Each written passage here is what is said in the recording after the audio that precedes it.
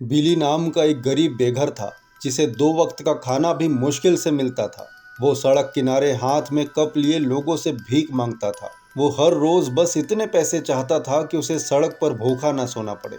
पर वो कहाँ जानता था कि अब वो जिस लड़की से मिलने वाला है वो उसकी जिंदगी बदलने वाली है। उस लड़की ने अपने पर्स से कुछ नोट निकाल कर बिली के हाथ में देते हुए कहा, ये आपके लिए है, कुछ खा लीजिएगा। बिली की उम्मीद से बाहर थे वो पैसे। इतना तो उसे आज तक किसी ने नहीं दिया था। उसने कहा, शुक्रिया बेटा, तुम्हारा बहुत बहुत शुक्रिया। आज मुझे सड़क पर नहीं सोना पड़ेगा। पर तुमने मुझे इतने पैसे क्यों दिए? बिली ने पूछा। लड़की ने बैठकर जवाब दिया, मेरा मानना है कि अच्छा करोगे तो अच्छा ही होगा। इतना कहकर वो लड़की वहां से जाने लगी। तभी बिली ने कहा, रुको बेटा, अपना नाम तो बताते जाओ। लड़की ने कहा, मैं हूँ सैरा और पास के ही एक कंपनी में काम करती हूँ, अपना ख्याल रखना। और इतना कहकर फिर वो चली गई। उसके जाने के बाद बिली ने फिर से उन नोटों को कप में झांक कर देखा और दिल से धन्यवाद दिया कि तभी उसकी नजर नोटों के बीच रखी एक रिंग पर पड़ी। वो चौंक गया, रिंग को हाथों में लिया और खड़े होकर आसपास निहारने लगा। पर सैरा जा चुकी थी। बिली को पूरा पूरा यकीन था कि ये अंगूठी सैरा की ही है। बिली भागा, हर जगह गली में तलाश किया पर वो कहीं नहीं मिली। जब उसे लगा कि अब सैरा नहीं मिलेगी, उसी वक्त उसे सामने एक दुकान नजर आई। कुछ देर विचार करने के बाद उसने अंदर जाने का फैसला लिया। दुकानदार से दबी हुई आवाज में अंगूठी देते हुए बिली ने कहा, क्या आप बता सकते हैं ये रिंग कितने की होगी? दुकानदार चौंक गया, कहा, ये तो बहुत कीमती है, मैं तुम्हें इसके लिए अच्छे रकम दे सकता हूँ। इतना कह के सामने टेबल पर नोटों की गड्डियां रख दी। बिली ने मन ही मन सोचा कि इतने सारे पैसे, अब तो मुझे सड़क किनारे कभी नहीं सोना पड़ेगा।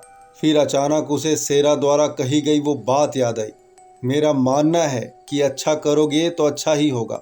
दुकानदार ने तेज आवाज से कहा, क्या हुआ, तुम्हें पैसे नहीं चाहिए? बिली सहम कर लड़खड़ाती हुई जुबान से बोल पड़ा, दरअसल अब मुझे ये अंगूठी नहीं बेचनी है, माफ कीजिएगा। यह कह के अंगूठी को वापस रख उस दुकान से बाहर आ गया। बिली ने इतने सारे पैसे को ठोकर मार दी थी और फिर से सैरा की तलाश करने में जुट गया। वो हर जगह सैरा को ढूंढ रहा था। तभी उसे एक बात याद आई कि सैरा ने उसे जाते वक्त कहा था कि वो पास की एक कंपनी में काम करती है। एक बार फिर वो हाथ में अंगूठी लिए सैरा को ढूंढने लगा, आसपास के सभी ऑफिसेस में जाने लगा। मगर वो जहां भी गया मायूसी ही हाथ लगी। लेकिन आखिरकार वो उस कंपनी में पहुंच ही गया जहां सैरा काम करती थी। अंदर जाकर रिसेप्शन में पूछा, क्या कोई सैरा नाम की लड़की यहाँ काम करती है? रिसेप्शन में बैठी लड़की ने सैरा को आवाज लगाई। सैरा ने बिली को देखा और चौंक कर पूछी, हेलो अंकल, आप कैसे हैं? क्या आपको कोई मदद चाहिए? बेटा, शायद ये तुम्हारी अंगूठी है, मेरे कप में गलती से गिर गई थी। सैरा की आंखों में आंसू थे। कहा, मैंने इसे कहाँ कहाँ नहीं ढूंढा, ये मेरी वेडिंग रिंग है। पता नहीं मैं आपका शुक्रिया अदा कैसे करूं। आपने मुझे ढूंढा, इसके बदले तो आपको कितने सारे पैसे मिल जाते। बिली ने कहा, तुमने मेरी मदद जो की थी, मैं इसे कैसे रख सकता था? वैसे भी एक प्यारी सी बच्ची ने मुझे कहा था, अच्छा करोगे तो अच्छा ही होगा।